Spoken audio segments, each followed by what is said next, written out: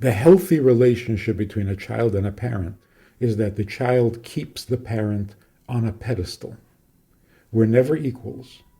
We're never pals, because the parents did for the children what the children could never repay. And so parents always have to be on a pedestal.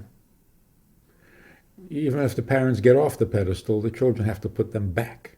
You gotta get back on that pedestal. You don't sit in your father's chair. You don't sit in your mother's chair. They're on a pedestal.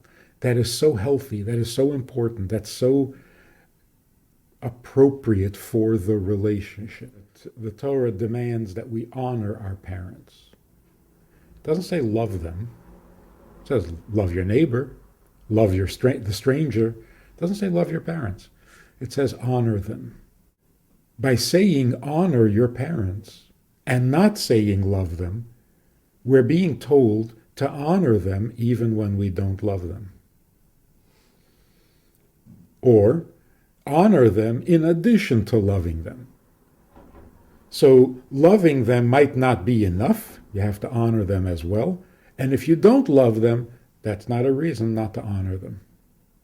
So if you honor your parents, whatever else is going on, whether you love them, you hate them, you can talk to them, you can't talk to them, you admire them, you don't admire them, you have parents. If you honor them, you have parents. Not roommates, not pals, parents. Because you're treating them as parents by putting them or keeping them on the pedestal. So what do you do about those things that your parents do or say that leave you unimpressed, to put it mildly, or that you're hurt by or you're upset about?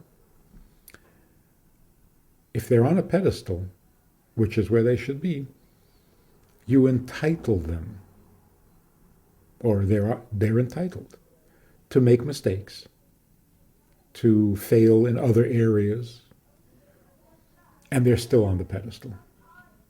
Because you can't ever repay the debt, even if they do nothing more for you. So you don't forgive your parents, as some experts would say, in order to be able to get along with them.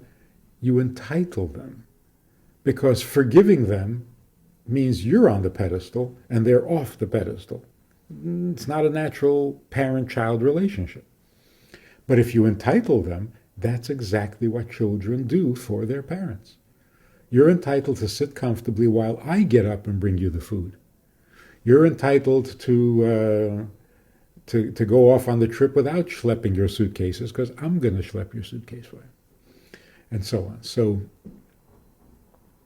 what we need to have parents. We need that. So that I can feel like a child, like a son, I need to have a mother and a father. And to have a mother and a father, I simply need to put them on the pedestal and say, you're my parents, I owe you forever, and whatever else you do, you're entitled. I'm not entitled to make any mistakes in how I treat my parents, because I haven't done anything for them yet. So I'm not entitled to make any mistakes. That is the wisest, the healthiest, and the most natural approach. And you can do this anytime. It doesn't matter. You don't have to go home and have a heart-to-heart and become, best friends and communicate well. And you don't need any of that. Just be who you are by having parents. And when you honor them, you're doing everything you need to do to be a child to your parents. To love them is a gift. That's a pleasure. It's not essential to having parents. And so if you can laugh good-naturedly and say, my parents are a little weird, but my parents. My parents are not good at certain things, but that's my parent. That's my mom. It's my dad. And that's all you really need to be healthy.